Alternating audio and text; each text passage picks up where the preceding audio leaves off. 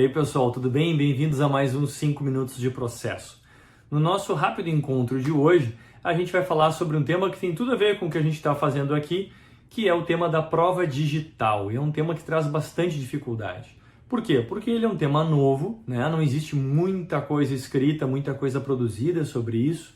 Os tribunais ainda estão formando, criando entendimentos em diversas questões ligadas às chamadas provas digitais, e a gente pode oferecer aqui alguns esclarecimentos. O primeiro deles diz respeito à diferença que existe entre uma prova que é digitalizada e uma prova que é digital. Ou seja, existem meios de prova que nascem, digamos assim, no mundo físico, como um documento no papel, por exemplo, e depois ele é digitalizado. Então, esse meio de prova não nasceu no formato digital. É diferente eu ter uma imagem que eu venha digitalizar do que uma imagem que foi produzida já diretamente no meio digital com o uso de um smartphone, por exemplo. Tá? E temos a prova digital, que ela tem por objetivo fazer prova, comprovar a ocorrência de algum fato que aconteceu nesse meio digital, certo? Então, o que acontece? Qual é a diferença dessa questão, por exemplo, contratual? Um contrato que eu tenha com um serviço de site lá de e-mail, de rede social, quando eu clico lá no aceitar, os termos e condições do site, do serviço, aquilo ali, aquele meio de prova está nascendo no formato digital, tá? E por que isso tudo é tão importante? Porque, afinal de contas, a nossa vida cada vez mais ela é digital por uma série de questões. A nossa vida passou a ser muito mais remota, e o número de transações de comércio eletrônico, enfim, todos os aspectos que a gente possa imaginar da nossa vida realmente se tornaram cada vez mais digitais.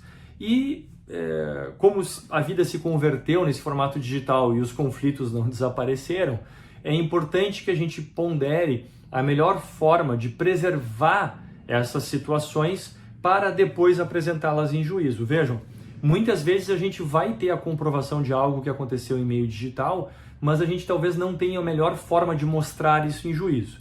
Vou dar um exemplo para vocês. Prints de WhatsApp, de conversa de WhatsApp, prints de redes sociais ou até mesmo um print de alguma coisa que está na internet. Isso serve como meio de prova? Evidentemente que sim, acaba se tornando um meio de prova documental de forma digital, algo que foi printado. A grande questão que existe é que há uma grande possibilidade de adulteração dessas conversas de WhatsApp. Existem programas que permitem a uma pessoa só falsificar, forjar uma conversa de WhatsApp. É muito fácil criar uma conversa de WhatsApp ou é muito fácil adulterar esse tipo de imagem. A mesma coisa se diga em relação às outras imagens que poderiam ser objeto de print.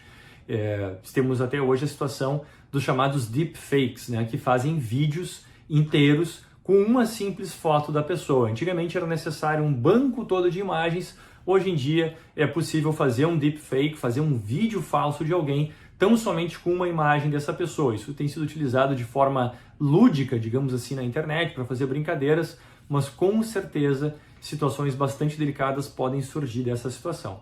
E aí se apresenta a questão da ata notarial, por exemplo, que pode auxiliar muito na comprovação da existência daquela situação. A ata notarial não é uma presunção, não é uma forma absoluta de se comprovar aquilo, porque a ata notarial pode ter os seus problemas, mas ela leva aquele tradicional print a um outro nível de presunção de veracidade. E aí a gente tem 3 questões importantes para ponderar sobre qualquer prova digital, porque a gente pode trabalhar qualquer meio de prova em formato digital, a gente pode estar falando em documento, pode estar falando em prova testemunhal, podemos estar falando em perícia. Então é muito importante que a gente pondere 3 elementos muito relevantes em relação a toda e qualquer prova digital.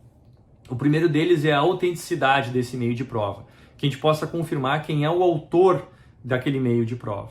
E mais, que a gente possa também comprovar a integridade daquela prova digital, ou seja, de que ela não foi manipulada.